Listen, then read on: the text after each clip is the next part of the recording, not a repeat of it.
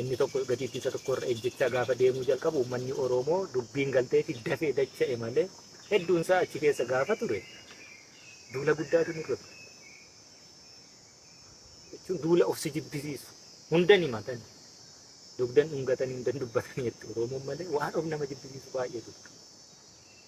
Kan abdii si kutachiisu qabsoo keessaallee si dhiibsiisu garuu wareegama jaallan kichuu daandii kanatu sirrii jettee itti lallabdee waliin dhaabbattee ni lolla si lolchiisa jettee kaatee immoo garatti keessaa deemtuun qabdu yoo wareegamu ta'e itti wareegamu yoo galmaan ga'uu ta'e itti galmaan ga'uu irraa kan hafe wanti baay'een si mucuceessu hedduutu ture jechuudha. Gaafa si ni danda'u.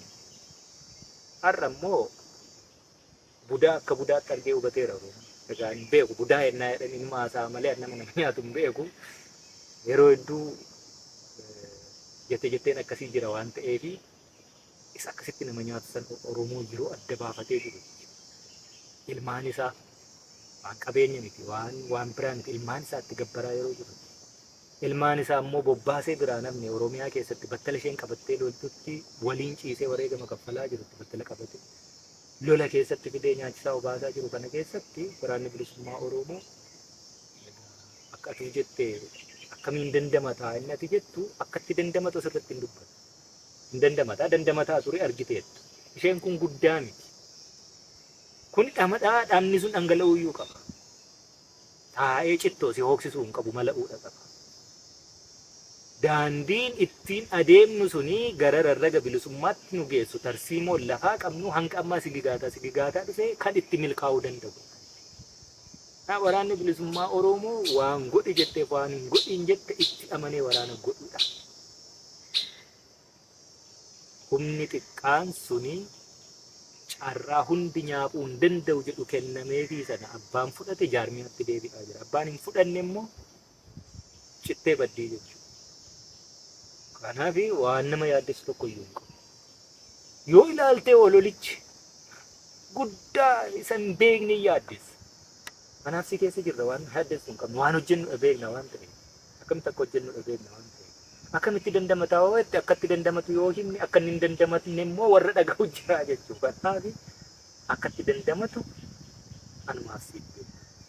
Uummanni Oromoo garuu innoo dandamatee irra daddarbeera waan ta'eef waa'ee waraana bilisummaa Oromoo itti of kitime jireenyatti dhabee waraana kooti jedhee ijaarratee sana waa'ee isaa yaadda'uu hin qabu jechuudha. Bira dhaabbachuu qabu.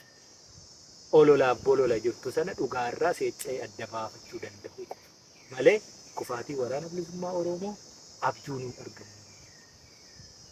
Isa akka Abiyyi afaan furdifatee makalakayaan የገነባ ነው መፈንቅለ መንግስት እንዳይካሄድ ነው ሰነዱ ሰነዱ መፈንቅለ መንግስት ኢንቱሬ ሲንቱሬ ዋንተ ካናፊ ወራን bilisummaa Oromoo waggoota jahan darbani akkamitti dandamate isa jedhu yoo beekta ta'e boris ni dandamataa qofaa osoo hin taane damaddamuufis hin deemaa jechuudha. Nama yaaddessu jaalladhi. Egaa sanumaan gabaasanii mukaasanii naannoo sanatti egaa zooniileen hundumtuu mallattoo yookaan immoo tokkummaa agarsiisanii waan naannoo sanatti rakkoo ta'ee dhiibbaa barbaachisaa keessumaa waraanaan iyyuu furamuu qabaa kan jedhu isinis kaastanii nuti illee waltajjii sanarra ateenyee dhageenyee dhimma sana mari'anne keessaa nu quba qabna wanni kun furamuu qaba kan jedhu. Akka waliigalaatti akka dhaabaatti ejjennoon naannoo sana jiru isin olitti kaastan kun qabatamaatti lafatti kan irratti maal fakkaataa biraan jaarsanii ajajaa zoonii ture boodaa garuu jaani abdiitiin jijjiirame haala kana keessatti gara damee dantaa politikaatti sanyii guddisuu jaalabdii immoo gara hooggansa bifa haaraatiin qindoome kana keessatti immoo ajajaa zoonii godhanii addaan qooda yeroo darbe rakkoodhaaf kaa'amte sanaa diiganii humna gamaa gamanaa dhufu kallattii arfanuu gara Finfinneetti deemsuudhaa fi daandii bareedaa akka saaqanii haalli mijate ture. Garuu yeroo kana gadi deebi'amee immoo inni ijaarsamee waan dhageenye dhimma jireenyaa waan dhageenye qabna jechuudha. Kanaaf murtoon akka dhaabaatti laatame jara kanaa to'achuun ni rakkisaa diina jedhame haala kana akkamiin guutuutti naannoo sana keessatti irra aanamee qabsoo kana guutuutti toora tokkotti deemsifamee deemamaa jaal jireenyaaf yookaan immoo sanyiif jireenyaadhaan dhumatti sanyiif jireenyaadhaan akka dhaabaatti maal jettanii maal jedhu uummanni isaa beeku har'a maqaa dhaabaatiinis qabsaadha jedhamee namni daldaluu danda'a. Isa kanarratti maal jedhe murtoo waliigalataa jira.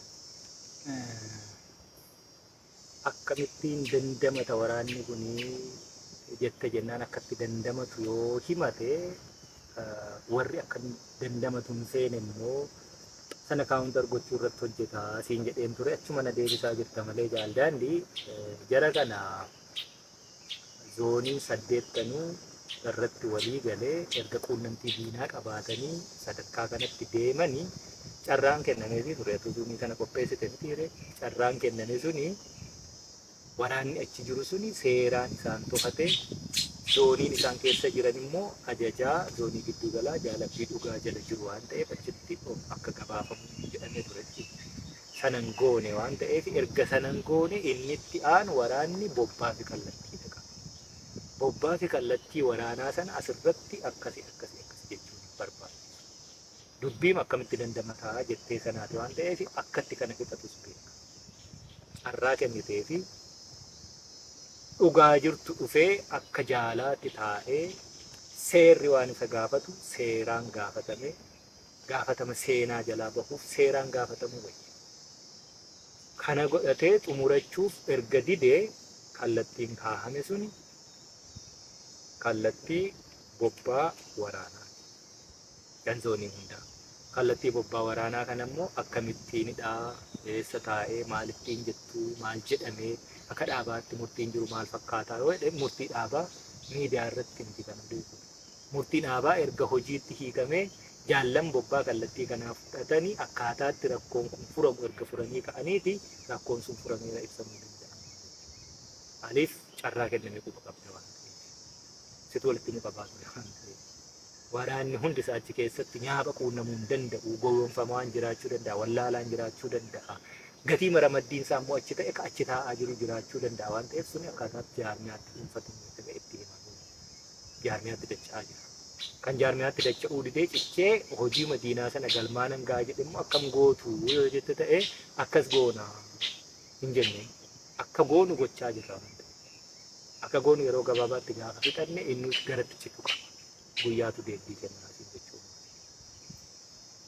Egaa mee haasaa gara oliitti dubbatan keessatti dhimma fonqolchaatiin wal qabatu tokko kaastanii turtanii dhiyeenya kana dhimma fonqolchaa wal qabatu dhaaboleen adda addaa keessumaa jaaroliin namoonni gurguddaan abbaanuu ta'anii kana nutti yaadaa jiru waan jedhu tokko abiyyi kaasee ture jechuudha. Egaa biraatiin immoo mootummaa ce'umsaatii fi roodmaappii waan jedhu tokko qaamolee adda addaa yeroo dhiyeessanii fi warra Ameerikaa namoota yeroo sana dubbisaa turan dhageenyeerra tarii gama kanaan akka dhaabaatti wanti beekuu dandeessu.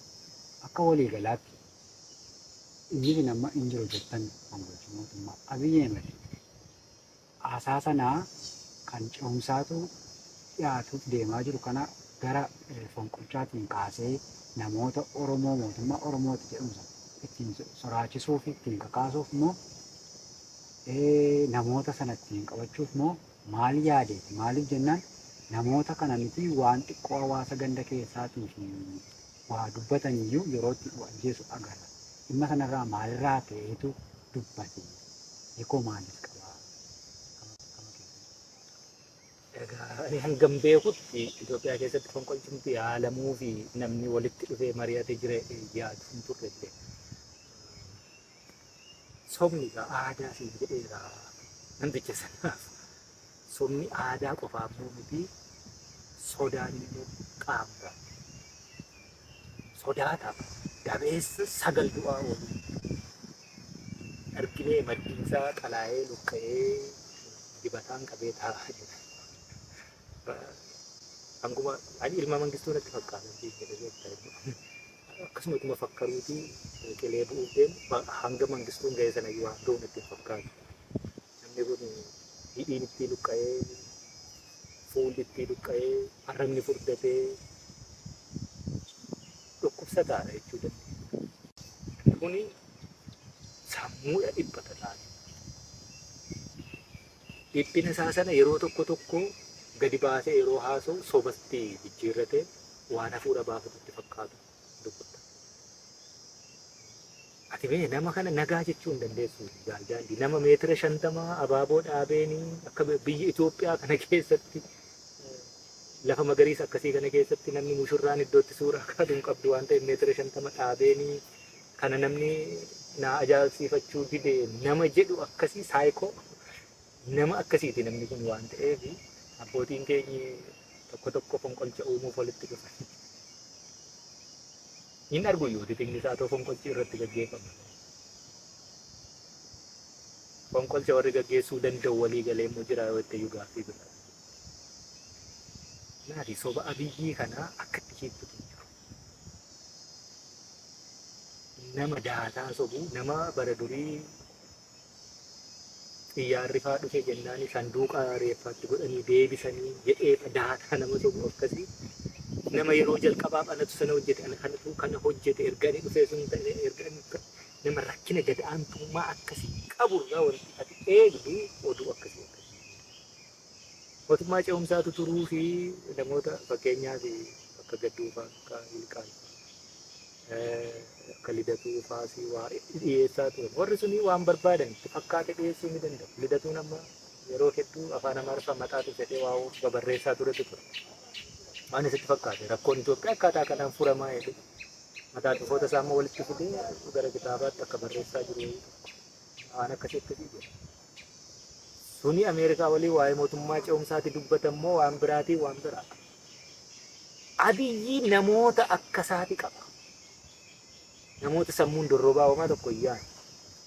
Itti paarlaamaa keessa taa'ee mugaa ooluu jechuudha. Warra kanatti dhufee odeessa maaliifii jedhee kan gaafatu hin jiru achi keessa. Namni maaliif kana jette kuni sobaa nama jedhutu hin jiru. Sobni suni isaaniifuu hirameetudha hojiitti hiiku. Gadi bahanii maxxansu. Akkasittidha jiraatu waan ta'eef. Warra soba akkasii irraa fuudhee oomishee maxxansee nama burjaajessutti haasaa beeku. Nuti immoo ija keenyatu miidiyaa irra jira waan ta'eef arguun oollu akkatti ijaaf gurra qabannutu hin jiru. Hidha argina. Ituma qaanuuf nu ilaallaa jechuudha. Kanarraa kan hafe waan biyyittii keessatti deemu maaltu deemaa jira akkamitti deemaa jira akka abaa'oo bootti maal quba qabdu waan quba qabnu quba qabna. Hireen Oromoo impaayera Itoophiyaa akkasitti bututte kana keessatti bor maal ta'uu qabaa naannoo impaayeritti isa qawwee hidhatee jiruu fi isa akkas siyaasaa wal ijaaree jiru gidduutti Oromoon maal labaafachuuf deemaa isa jedhu irratti hojjenna waan ta'eef dirqama waan naannoo keenyatti kan beekuu dirqama. Isa kana kan nama yaaddessu isa kana kan nama beeku. Yoo hireen tokko impaayeritti keessatti carraan wayii akka bara 2018 argame Oromoon maal ta'uu qaba? Eenyu faatu jira? Qaama siyaasa impaayera Itoophiyaa keessa isa qawwee qabus haa ta'u isa qalama qabu. Kana kan si yaaddessuu qabu, kana ka'atii hordofuu qabdu, kana waliin kadhatii micciiraa oolu. Inni kun jiguudha qabaa jechuudha gabaabaa dubbii. Yeroo inni jiguu kan dhufu maalidha namoonni nama yaadu. Jiguunsa ammoo akkamittiin jigaa? Warra qawwee jigsa moo warra siyaasaa jigsa? Mootummaa ce'umsaatu dhufa moo mootummaa waan baay'ee jira jechuudha. Transitional waan barbaade iyyuu haa ta'u. Maaltu itti aanee ta'a warra akkasitti mootummaa kana jibbu. Mootummichuu qaama achi keessatti akka du'ee irraa biqilu. Akka warri kun Tigireen gaafa duute keessaa biqilee keessa isaarraa waan biqilu qabaachuu danda'a. Kana kaa qophii ati gootuu fi waa'ee naannoo kee jiru kanatti beektu. Kanaaf fonqolchi Itoophiyaa keessatti Abiyyi haasa'uu hin turre. Jiraachuu dhiisus mala sichitti jiraachuu. Mootummaa ce'umsaa warri Ameerikaa tolchuuf hojjechaa turanii wanti haasa'amaa ture jira. Sadarkaatti dhaqanii milishaa gandaa haasofsiisuutu ambaasaaddoroonni Ameerikaa yeroo socho'aa turan immoo argineerra. Qaamni suni mootummaa sana hanga sadarkaa gandaatti dhaqee haasofsiise qofaa miti. Isa hidhates isa hin hidhannes mootummicha mormuu isaa haasofsiisaa ture. Waan isaan jedhantu jira sana asirratti akkas jedhame isa jedhu abaaboo waan isaan waliin haasa'e asirratti waan haasa'e. Waan ta'uu qabu achi keessaa isaaf hin fudhata. Waan hin taane immoo hin ta'uu fi hin fudhatu. Eenyuyyuu waan nuun taane bakka isaan jiranitti kaleessas dhiisnee deebine. Kanaaf wanti haasa'amu hundumti isaa waan hin dubbatamu. Garuu ifaa fi bilisa ta'ee kan diida jiru wanni Abiyyi sobu sobasaa akkatti soba mitii jettee mirkaneessuu dandeessutu hin jiru. Namni daataa sobu isa kana ni sobee hin sobne akkatti jedhu.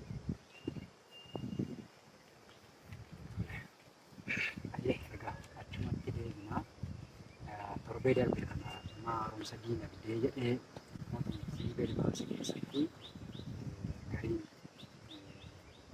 humna bittaa maallaqaa gadi buusee kan jedhanii gariin immoo guyyaatti exchange rates kan jedhu guyyaan maallaqni geeddaramaa kan jedhanii kaasamu jira. Sanaan wal qabatee garuu jijjiirraan maallaqaa doolaara ol ka'uudhaan guyyuma sana gatiin dhagaa biddeen gogaatti yeroo dabale agarra.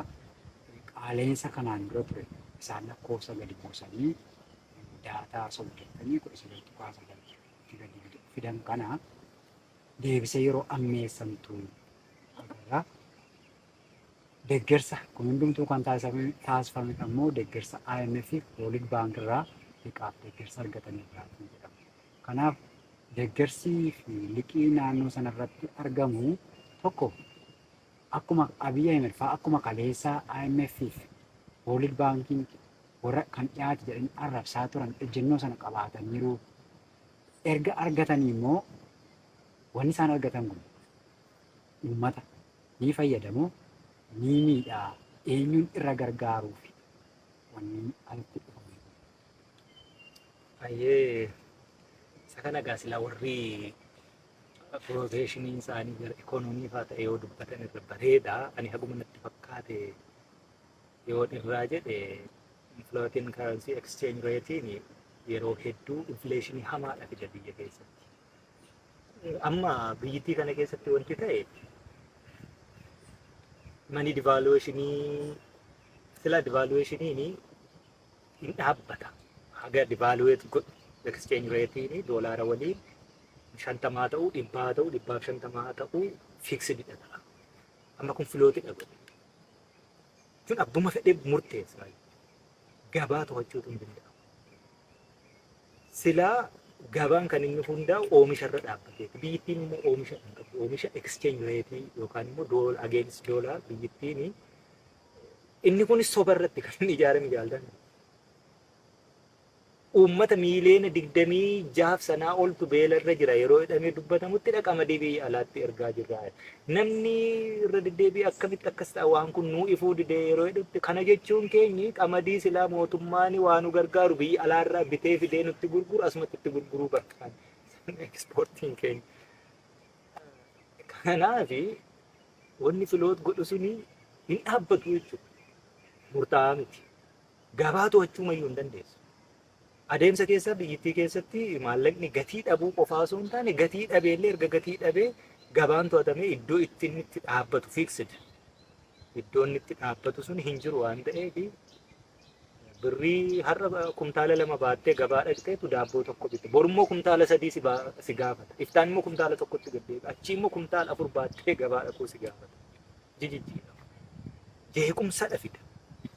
Yookaan kiraayisisii isa jedhu ikoonoomik kiraayisisii fida. Yeroo haasa'an immoo ittiin qophoofne beeki bara yeroo dheeraan liqaa kadhattuun egaa kadhataa oolte weeddisaa daagdee dhimitiire itti qophoofne siin jetti jechuudha.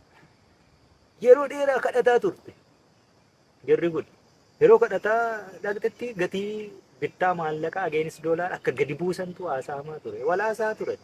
Walaasaa turanii 65 gooneetu 65 irraa immoo suuta dabalaa deemnaa innaan didame jechuudha. biyyittiin dinagdeen laamshofteetti. Dinagdeen laamsha'uu ishee kan ilaaltu immoo barsiisonni yuunivarsiitii doormii bulaa jiru. Dinagdeen laamsha'uu ishee kan arguu jirtu immoo namni waajjira mootummaa adda addaa keessa hojii hojjetu mana kiraa waan kaffalu hin qabu waan ta'eef idduma waajjira hojjechaa oolu dharafaa jira jechuudha. Dinagdeen laamsha'ee akkaataa kanaan jiru kuni parsantii hangasiin immoo guddataa jira asiin jedha. Ifa daataa soba warri kun inni jedhu irra deddeebi'ee kanaaf namni hedduun hojii mootummaa keessa hojjechaa ture miindaa argachuu dadhabee warra gaddeebi'ee kophee ataa'utti jira.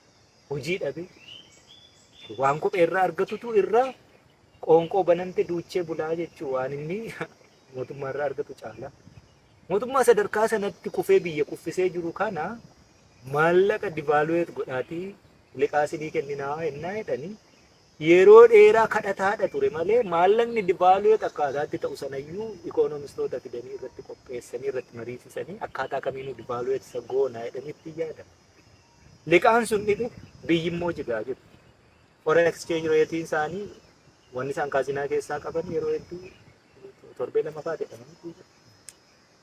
Kanaaf dhaqee warri Ameerikaa isa shutdown pointii jettee yeroo mootummaa wal dhabee booddee garuu rivaayiv godhanii dhufanii sana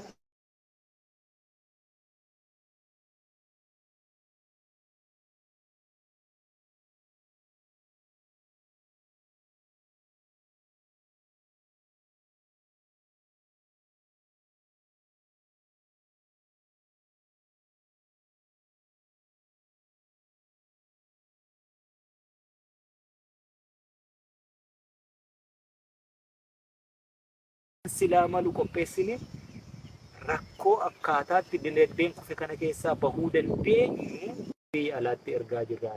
Namni irra deddeebi'ee akkamitti akkas ta'a waan kun nuu ifuu didee yeroo hedduutti kana jechuun keenyi qamadii silaa mootummaan waan nu gargaaru biyya alaarraa bitee fidee nutti gurguru asumatti itti gurguruu barbaada. Ekspoortiin keenya. Kanaaf wanni filoot godhu suni hin dhaabbatu jechuudha. Murtaa'aa miti. Gabaa to'achuu mayyuu hin dandeessu. Adeemsa keessa biyyattii keessatti maallaqni gatii dhabuu qofaa osoo hin taane gatii dhabeellee erga gatii dhabee gabaan to'atamee iddoo itti inni itti dhaabbatu fixed. Iddoon itti dhaabbatu sun hin jiru waan ta'eef birrii har'a kumtaala lama baattee gabaa dhaqxeetu daabboo tokko bitte. Borummoo kumtaala sadii si gaafata. Iftaan immoo kumtaala tokkotti gaddeebi'a. Achii immoo kumtaala afur baattee gabaa dhaquu si gaafata. Jijjiirama. Jeequmsadha fida. Yookaan kiraayisisii isa jedhu ikonomik kiraayisisii fida. Yeroo haasa'an immoo ittiin qophoofne beeki bara yeroo dheeraan liqaa kadhattuun egaa kadhataa oolte weeddisaa daakte dhimitiire itti qophoofne siin jetti jechuudha. Yeroo dheeraa kadhataa turte jarri kun yeroo kadhataa dhaqxetti gatii bittaa maallaqaa